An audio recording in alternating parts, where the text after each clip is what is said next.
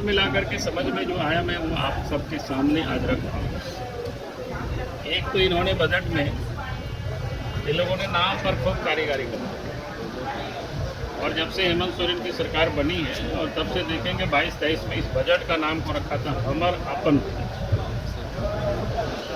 इसके बाद 23-24 और 24-25 में रखा हमीन कर बजट, और 25-26 में रखा अगुआ बजट, और 26-27 में उस नाम को और आगे थोड़ा बढ़ा दिया अगुआ दिशों में। ये सब नागपुरी भाषा में होता है, यहाँ की जो छोटा नागपुरी भाषा होता है, तो बस इसी को इधर से उधर करते रहा, उससे अधिक कुछ नहीं है, आगे कुछ है नहीं। ये मैं आप सबको ये बताना चाहता हूँ। अभी उन्होंने एक बात को बजट भाषण में कह रहे थे कि साहब केंद्र पैसा नहीं देती है, केंद्र पैसा नहीं देती है। तो केंद्र से जो प्राप्त होता है शेयर सेंट्रल टैक्सेस से, उसमेमें 14 फरवरी 2026 तक 41,878 करोड़ रुपया ये इनको प्राप्त हो चुका है, 89%। जिसके जो अभी बता रहे थे कि 5,000 करोड़ रुपया नहीं मिला है, क्योंकि 47,000 करोड़ रुपया झारखंड को मिल रहा है, और ये है 14/2/2026 तक। कहने का मतलब है कि झारखंड वासियों को दिग्भ्रमित करने की उन्होंने भरसक कोशिश की। जो सरकार का जो शेयर होता है सेंट्रल ये क्या बोलते हैं, सेंट्रल टैक्सेस का जो शेयर झारखंड को मिलता है, तो 89% मिल चुका है 14 फरवरी 2026 तक। यानी अभी 1.5 महीना बचा हुआ है, तो मात्र क्या कहते हैं उसको 11% की बाकी है, जिसको 5,000 करोड़ रुपया की सदन में वो सुना रहे। तो 1.5 महीना जो बचा हुआ है, 1.5 महीना में वो भी आप देखेंगे सब मिल जाएगा।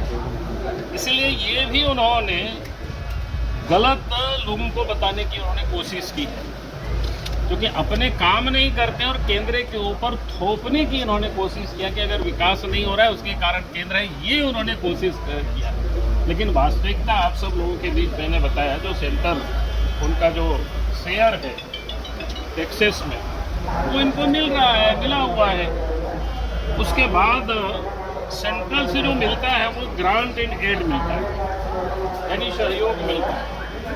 उसमें से कई एक मद का जो पैसे होते हैं अलग अलग मद में, किसी में 50-50 है, किसी में 60-40 है, यानी इस प्रकार के जो ग्रांट होते हैं, स्टेट गवर्नमेंट अपना जो मैचिंग ग्रांट पैसा डालती है और खर्च करती है, यूटिलाइजेशन सर्टिफिकेट जब वो भेजती है, तब फिर केंद्र वहाँ से पैसा उनको भेजते हैं।